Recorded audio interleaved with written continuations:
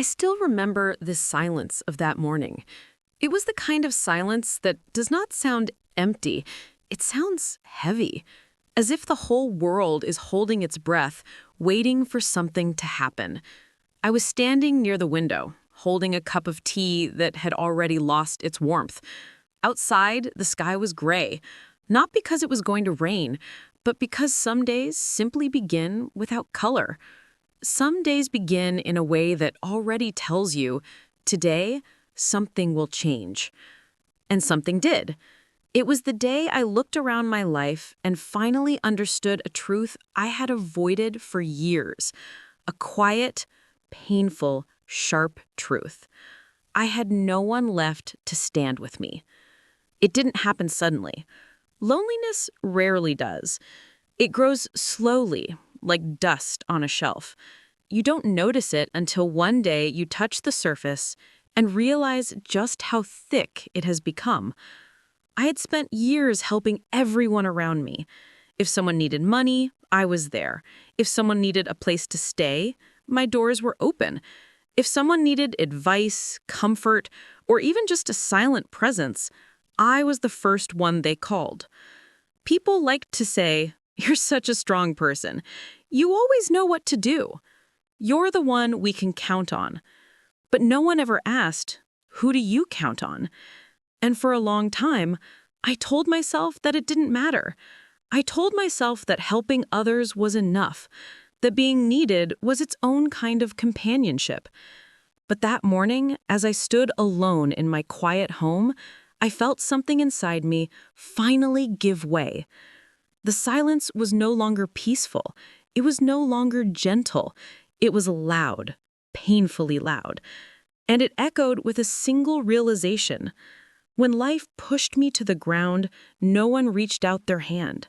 Not family, not friends, not the people I had once carried through their darkest moments.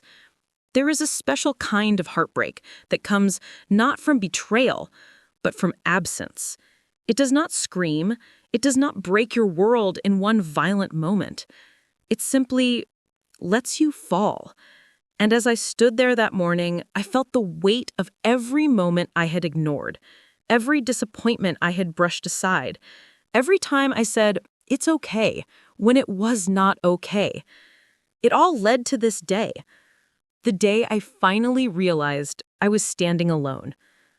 I don't know if you've ever experienced a moment like that, a moment where your heart whispers something your mind is not ready to accept, a moment where you look at your own life and ask quietly, how did I end up here? Because that's exactly what I asked myself. And the truth was not simple. The truth was woven into years of choices, years of giving, years of believing that kindness always comes back. Sometimes it does. Sometimes it doesn't. And sometimes you give so much that you forget to leave anything for yourself. That morning felt like a door closing, not a loud slam, just a soft, final click. The kind of closure that comes not from anger, but from exhaustion. The kind of closure that makes you sit down, take a slow breath, and whisper to yourself, I can't keep doing this alone. But I was alone. And this is the story of how I reached that point, how I learned the truth hidden in the spaces between relationships, how I discovered the quiet strength that comes from breaking, and how, eventually, I found my way back to myself. This is not a story of blame. It is not a story of anger. It is a story of realization. A story of what happens when a person who spent their entire life standing for others finally looks around and sees no one standing for them. And so, I will start from the beginning, from the life I built, from the people I trusted, from the moments I ignored. Because every story has a beginning, even the sad ones, even the quiet ones, even the ones we tell only when we're finally brave enough to speak the truth.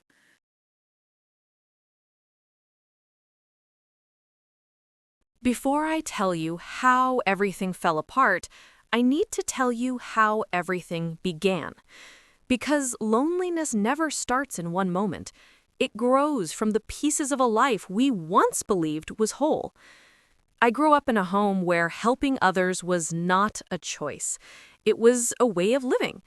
My mother used to say something I never forgot. If you have two hands, one is for yourself and one is for others. Maybe that is where it all started. The constant giving, the endless offering of myself, the belief that being useful meant being loved. My childhood was simple, not rich, not fancy, not filled with luxuries, but filled with people. Guests, neighbors, relatives, friends. Someone was always walking in or out of our little house, and my mother welcomed every one of them with a smile that never seemed to tire. I think I inherited her smile, but I also inherited her silence, the silence of people who give too much. When I grew older and built my own life, I carried that habit with me. If someone called me at midnight crying, I would get dressed and go. If someone needed money, even when I barely had enough, I would offer it. If someone felt alone, I would sit beside them until they felt whole again.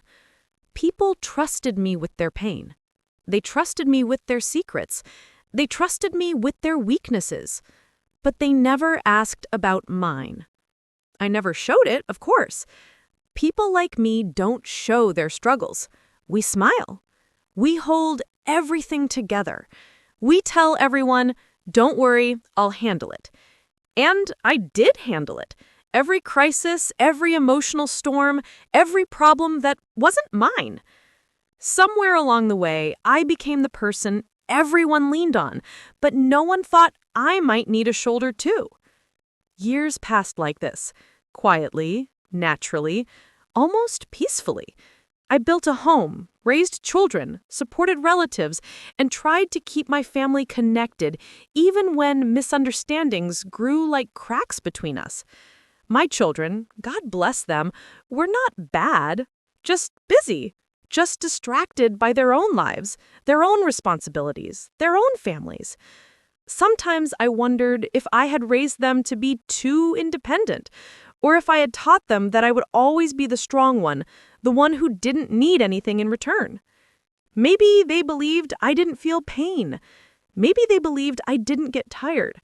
Maybe they believed I had endless strength simply because I had never shown them my weakness. I don't blame them. When you always stand tall, people forget that you too can fall. My relatives were a different story. Some of them saw me as the responsible one, the person who could fix things. Some saw me as the helper, the person with solutions, the one to call when things got messy. But no one saw me as someone who might need to be held, comforted, or understood. You know, it's strange how a person can live surrounded by people and still feel alone. Loneliness is not the absence of people. Loneliness is the absence of support. And yet, I didn't realize it then. I kept moving, kept helping, kept smiling. Life went on in a quiet rhythm, the kind of rhythm that makes you believe things are fine simply because they have always been that way. My days were simple: waking up early, warm tea, cleaning the house, cooking meals, helping someone with something, listening to someone's problems, checking on my children, going to sleep with a tired heart. There were moments, though, little moments, when my heart whispered something I wasn't ready to hear. Moments when I wished someone would ask me, "How are you really?" Moments when I wished someone would hold my hand without me asking. Moments when I wished someone would say, "You don't have to do everything alone." But those moments came and went like passing shadows, and I pushed them away, telling myself I was being foolish, ungrateful, emotional. People need you, I told myself. You're strong, I told myself. You can handle it, I told myself. And I did handle it until I couldn't. There is something else I should tell you. Life has a quiet way of testing you, not with sudden storms, but with small wins, the kind you ignore until they turn into something bigger. A small misunderstanding with one child, a sharp word from another, a relative who takes advantage of your kindness, a friend who disappears when your situation changes. Little by little, the support you think you have begins to slip away. When people get used to depending on you, they forget you might depend on them too. I remember one evening very clearly. I had spent the whole day helping a neighbor with a family problem. I came home late, tired, my back aching slightly. And as I entered the house, I found it dark, quiet, empty. No one had thought to check on me. No one had called. No one had asked if I was okay. I sat down at the dining table, placed my bag beside me, and let out a breath I didn't even know I had been holding. For the first time, the silence didn't feel peaceful. It felt hollow, as if something inside me had cracked just a little. But even then, I ignored it. It's just a long day, I told myself. You're tired, that's all. But deep down, a thought began to grow, the faintest whisper of a realization I refused to admit. If something happened to me today, no one would even know. It was a scary thought, a heavy thought, but I pushed it away, just like all the others. Because accepting it would mean accepting a truth I wasn't ready to face. A truth I had spent years avoiding. But life has its own timing, its own way of revealing what we refuse to see. And the day was coming, quietly, slowly, when all those moments would add up, and I would finally see the truth clearly, the truth that had been waiting for me all along.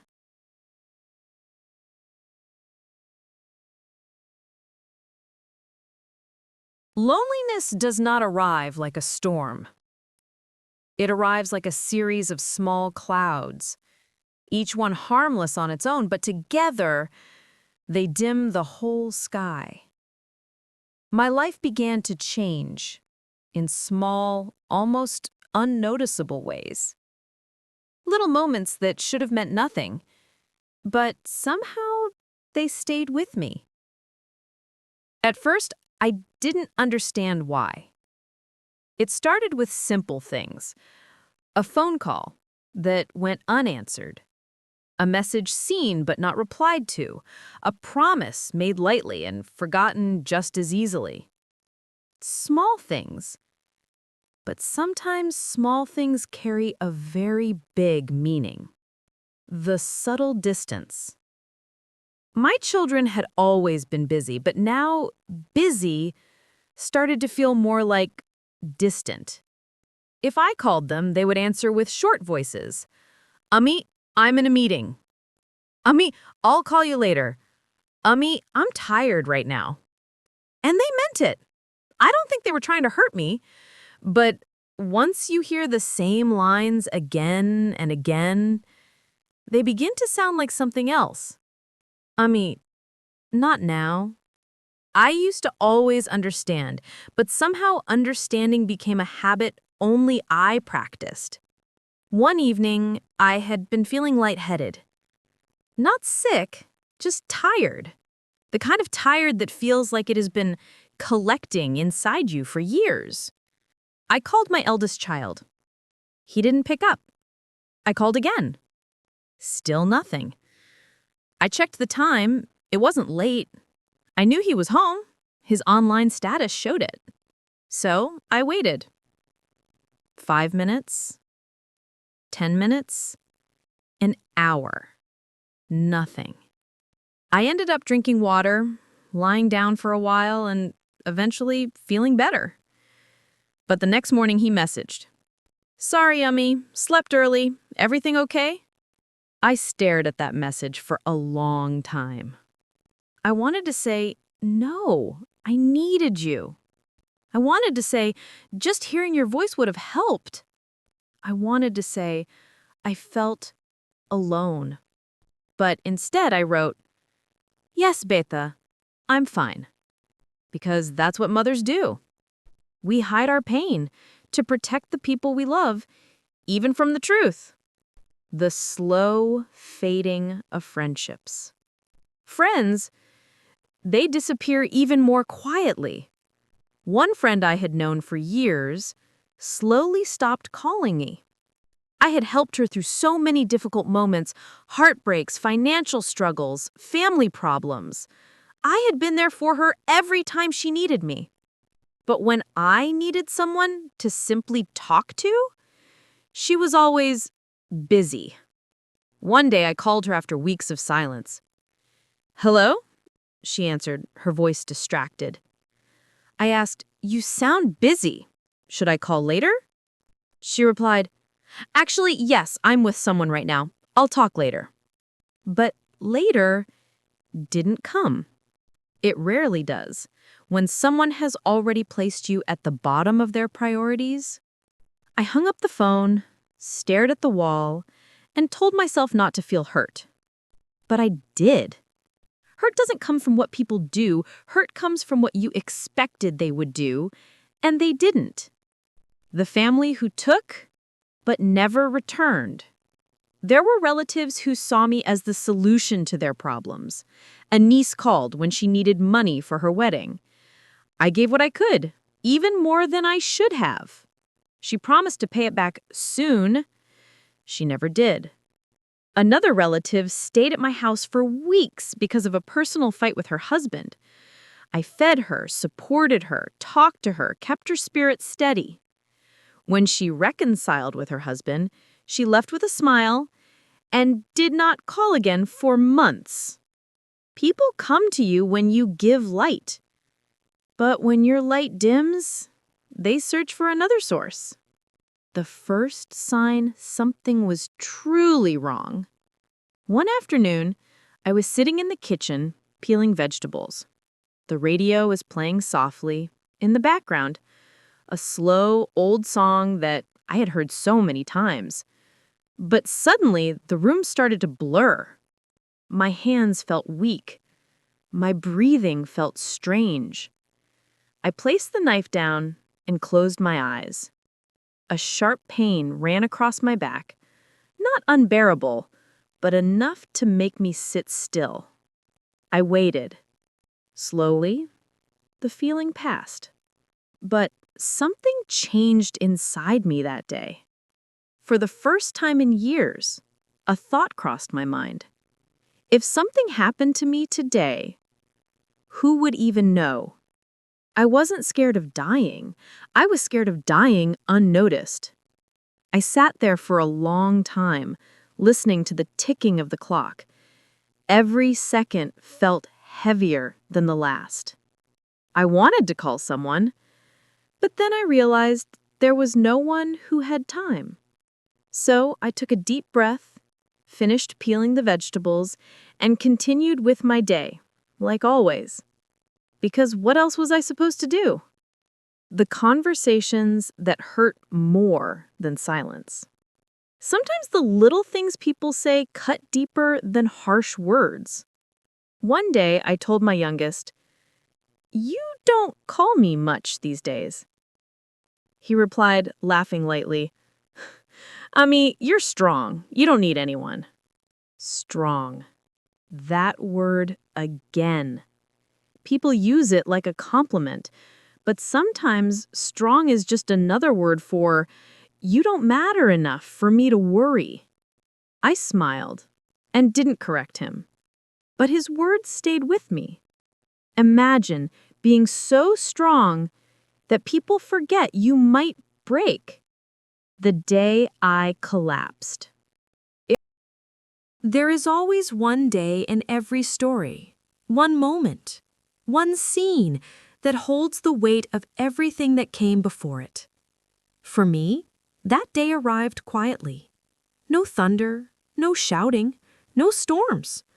Just a soft, ordinary morning that slowly unfolded into the moment that changed everything.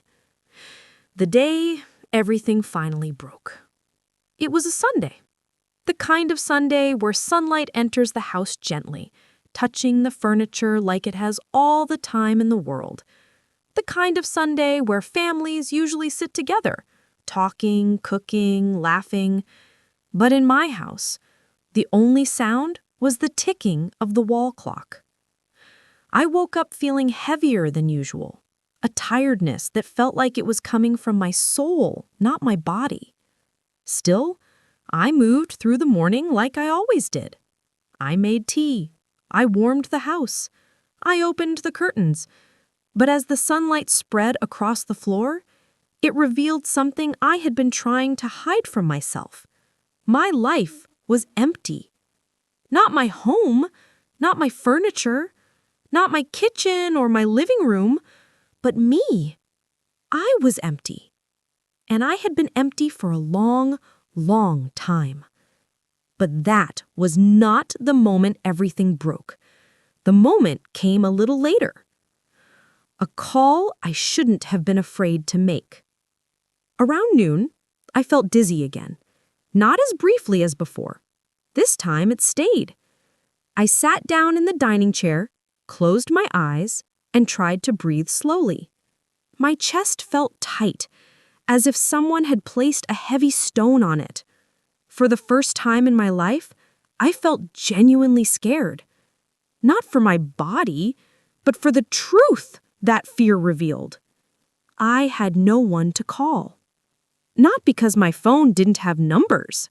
It did, many. But every name on that list came with hesitation. If I called one child, they would say, I'm busy. If I called another, they would ask, is it urgent? I'll come later. If I called a friend, I would feel like I was interrupting something. I didn't want to bother anyone. I didn't want to be a burden. I didn't want to be the person people sighed at before answering. So I sat there, holding my phone, debating whether or not my pain was serious enough to deserve someone's time. Imagine reaching a point where you have to ask yourself, do I deserve help? That question alone broke something in me. I rested my head on the table, feeling my heartbeat slowing in a strange, unfamiliar way. For a moment I thought, if I die right here, it will take hours before anyone knows. And that thought wasn't dramatic. It wasn't exaggerated. It was simply true. But even then, I didn't call anyone. Because when people make you feel like your existence is secondary, you start believing them. The doorbell. After about 15 minutes, the dizziness settled enough for me to stand up. I walked to the living room and sat on the sofa, trying to steady my breath. Then, unexpectedly, the doorbell rang. A sudden, sharp sound in an otherwise quiet day. My heart jumped. Not because I expected someone, but because I didn't. No one visited me without calling first. No one came by just to see me. No one arrived unannounced. I opened the door slowly, and standing there was my niece, the one I had helped so many times. She wasn't there to see me. She wasn't there to check on me. She wasn't there because she missed me. She was there because she needed something. Her smile was sweet, practiced, familiar. "Auntie, I need a favor." I felt my body weaken even more. Not because of her request, but because of the timing. I had just been sitting alone, half scared for my life, too afraid to call anyone, and the first person to knock on my door had not come to ask how I was.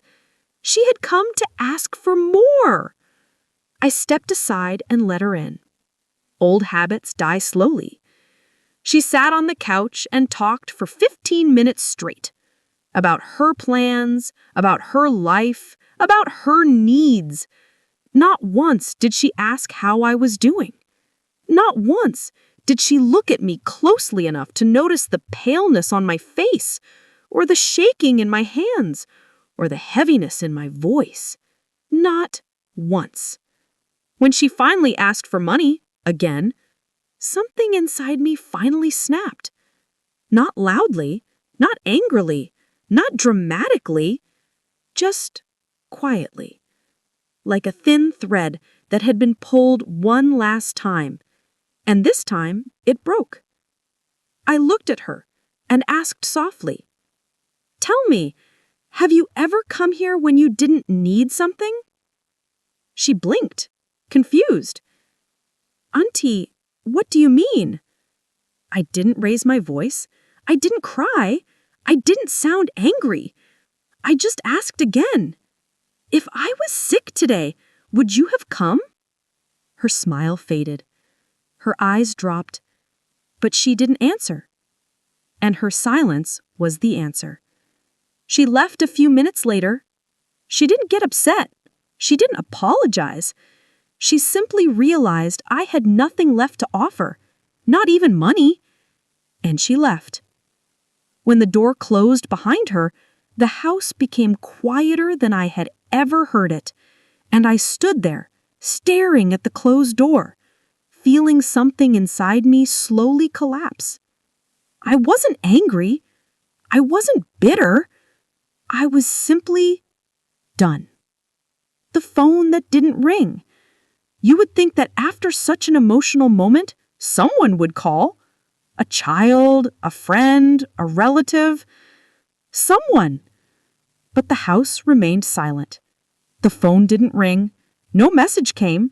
No one asked where I was, how I was, or what I needed. Hours passed. Evening came. The sky turned orange, then purple, then black. I made tea, but couldn't drink it. I sat on the sofa, but couldn't rest. And as the night settled around me, I finally saw my life clearly. The only time people needed me was when I could give them something. But no one thought of me when I had nothing left to give.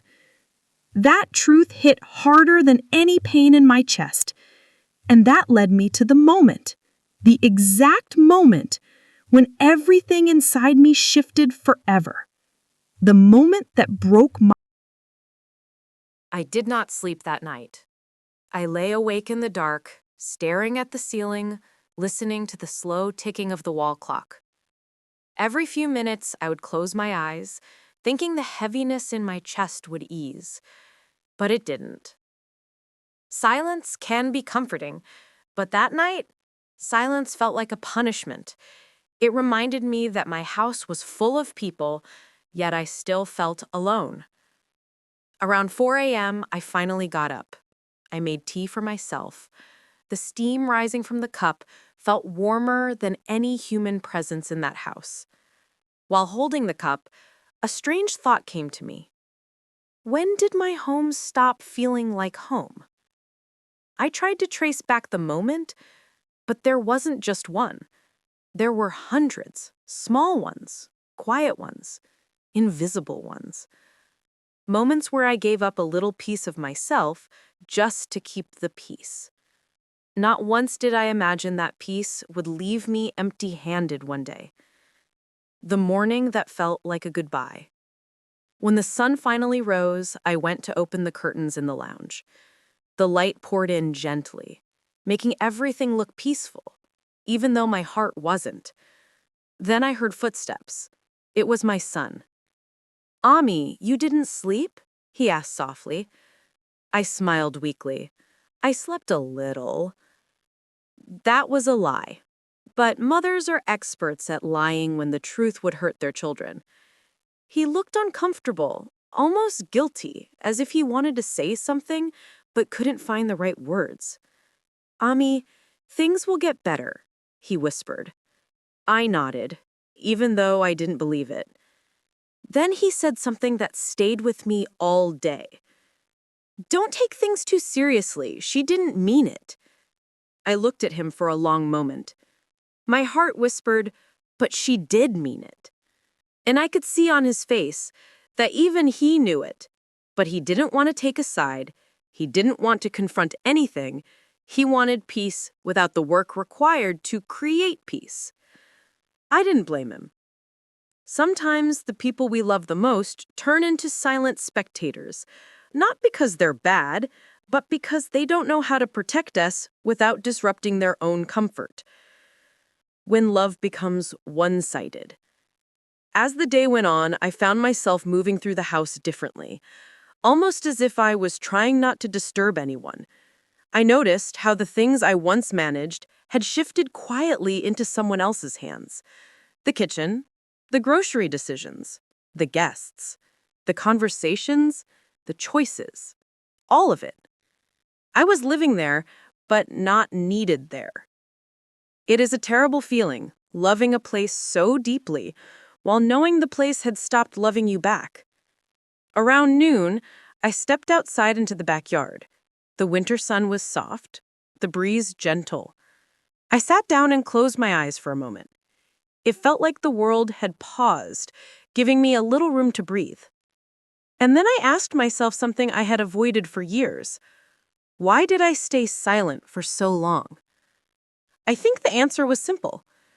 Because when you love people, you believe that love will be returned someday, even if it takes time.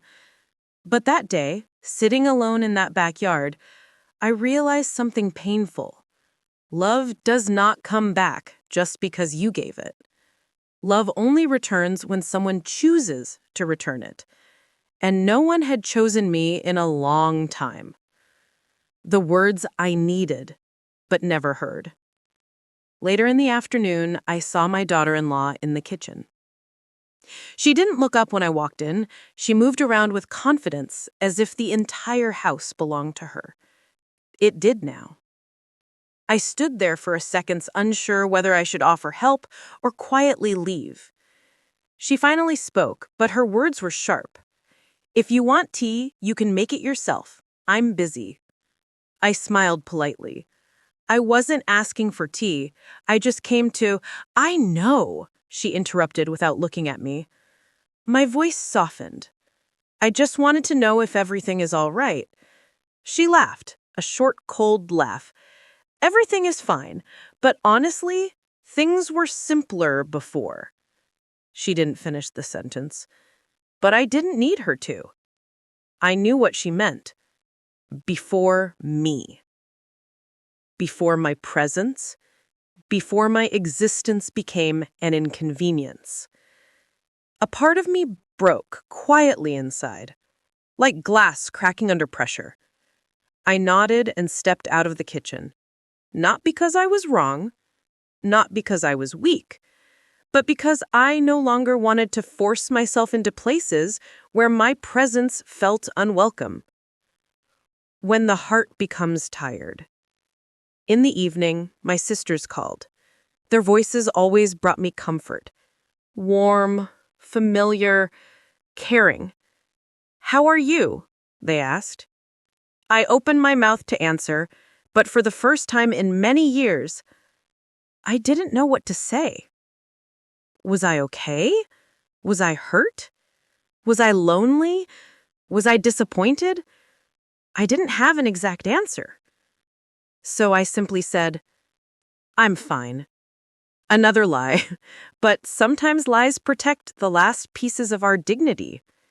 One of them insisted, "You don't sound fine." Her words unlocked something in me. I suddenly felt tears rising, but I swallowed them down. I couldn't cry. Not yet. Not now. Not on the phone. Not when I had held myself together all day. We talked for a while, but my mind was somewhere else. The backyard, the kitchen, the silence of my son, the coldness of my daughter-in-law. The whole day felt like a mirror, finally showing me what I had refused to see. I was alone. Completely alone. Even inside my own home. The conversation I had with myself. That night, as I sat in my room, I looked around at my things, my books, my clothes, my bags, the small gifts my son had once given me. I touched each item gently, and a thought struck me. If I left this house today, would anything or anyone stop me? My mind answered before my heart did. No. Not one person would reach out and say, "Don't go." Not one tear would fall. Not one door would open behind me. Not one pair of footsteps would run to stop me.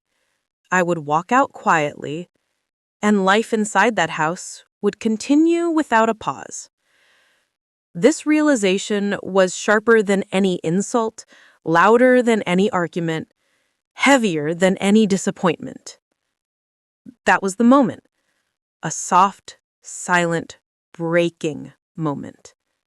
The moment I realized I had no one left to stand with me. When strength comes from pain. I didn't cry. Not immediately. I just sat there, breathing slowly, thinking about all the years I had given, years filled with effort, sacrifice, patience, and love. None of it returned. None of it remembered.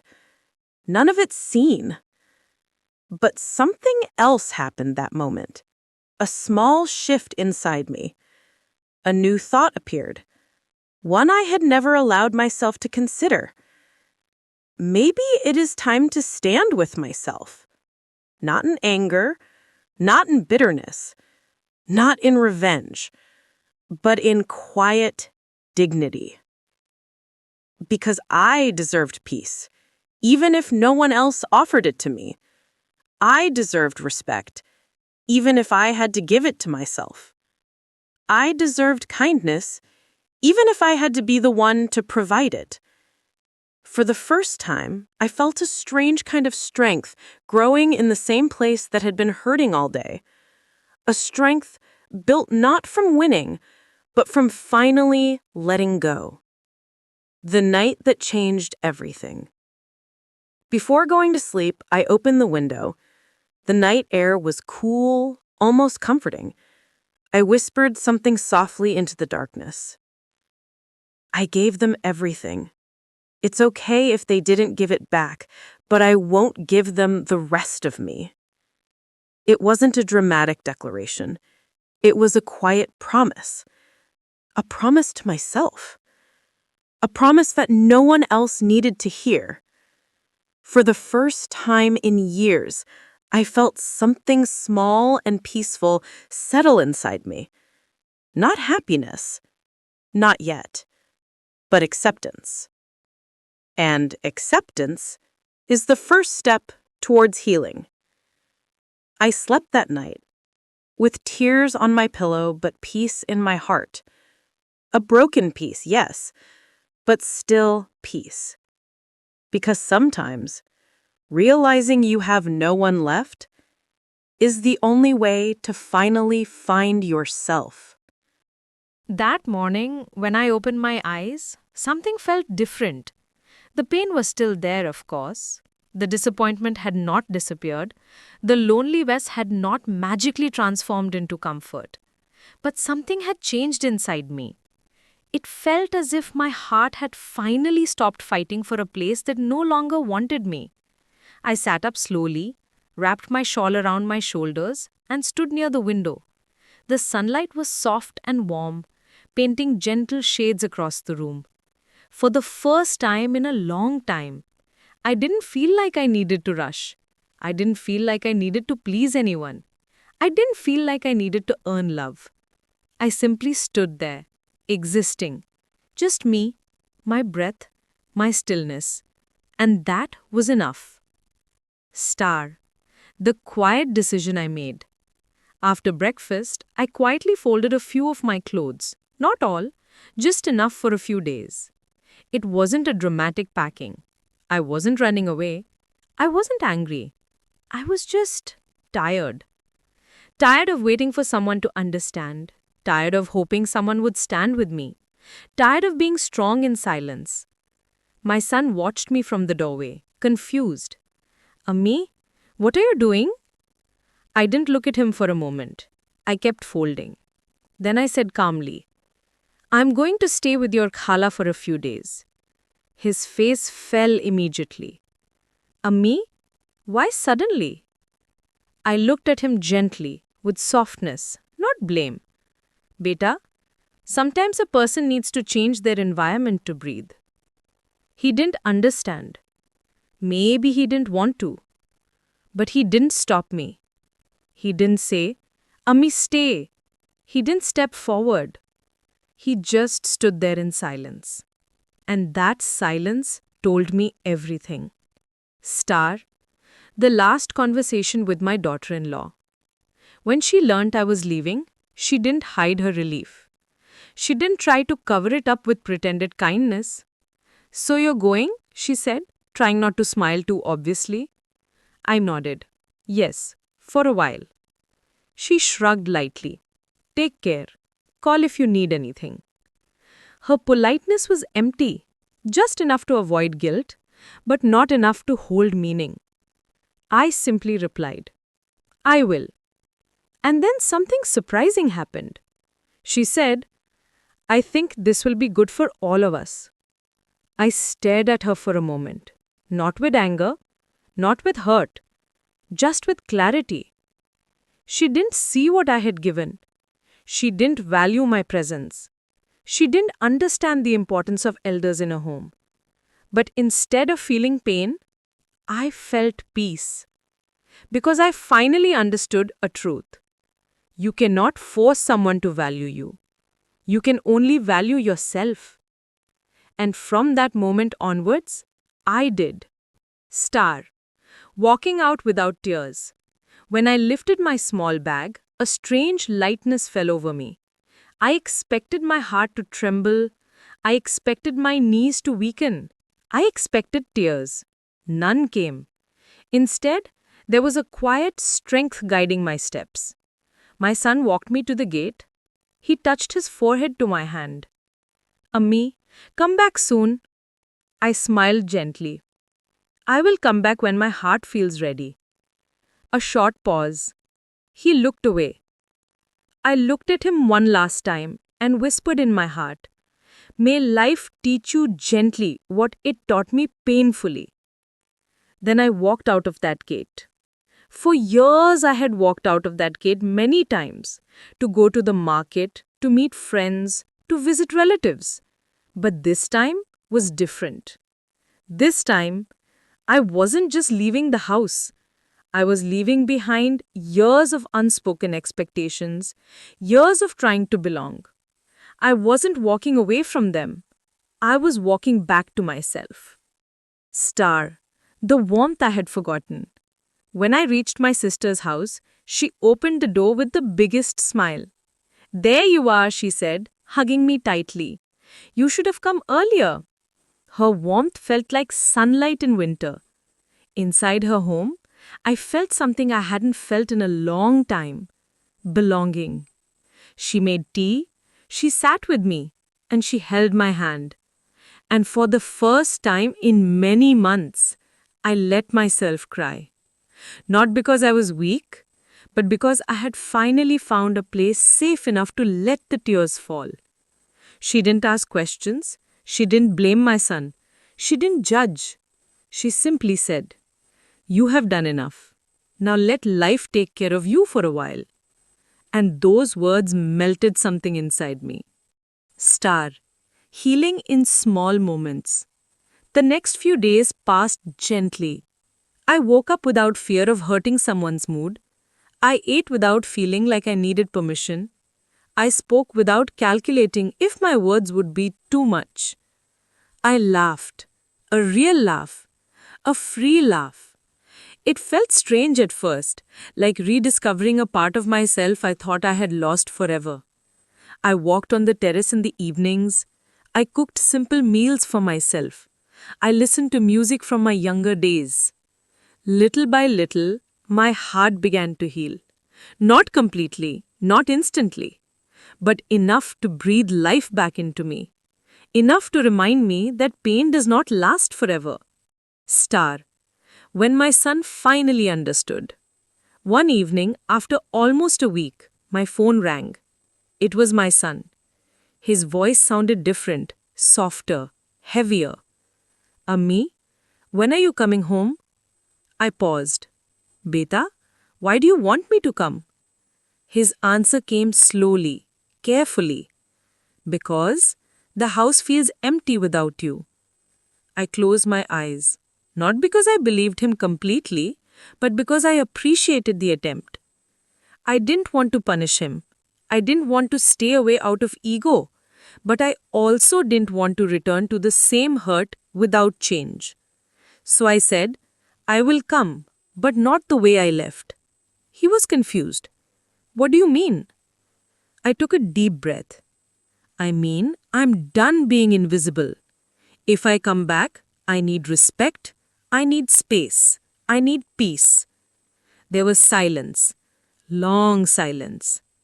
Then he said softly, You'll have it. For the first time, he sounded like the son I had raised. Not a husband trying to keep peace. Not a man afraid of conflict. Just my son. My child. And that was enough for now. Star. My return was not a defeat. It was strength. A few days later, I returned home. This time I walked in with dignity. Not quietly, not apologetically, not like someone entering someone else's home. I walked in like a person who belonged, a person who mattered, a person who found her own worth. And the most surprising thing happened.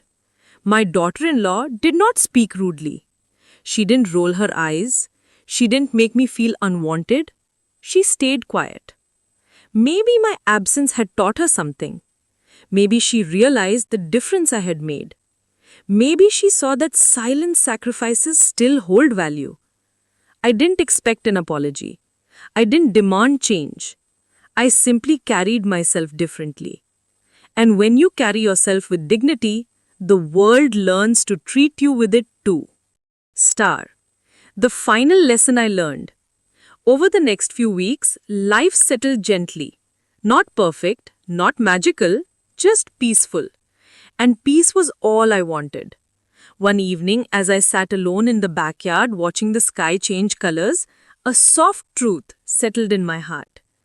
People may stand with you, people may leave you, people may forget you, people may take you for granted. But the one person who must never leave you is you.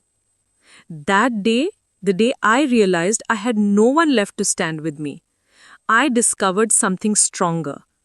I am enough to stand with myself. And once you learn to stand with yourself, no loneliness can break you. No silence can scare you. No disrespect can diminish you. No absence can hollow you. Because you finally understand a truth that changes everything. You do not need people to choose you. You just need to choose yourself. And from that moment onwards, I did.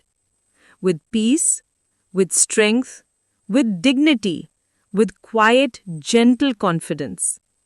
The story did not end with pain. It ended with clarity.